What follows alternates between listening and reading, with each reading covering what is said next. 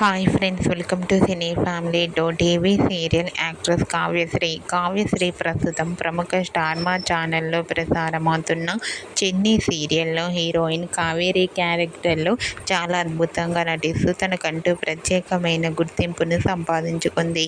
కావ్యశ్రీ కొన్ని టీవీ షోలలో కూడా పార్టిసిపేట్ చేస్తూ సందడి చేస్తుంది.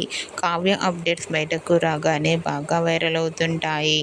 అయితే రీసెంట్గా చెన్నీ సీరియల్ హీరోయిన్ కావ్యశ్రీ తన రియల్ లైఫ్ లేటెస్ట్ ఫొటోస్ను తన ఇన్స్టాలో షేర్ చేసింది.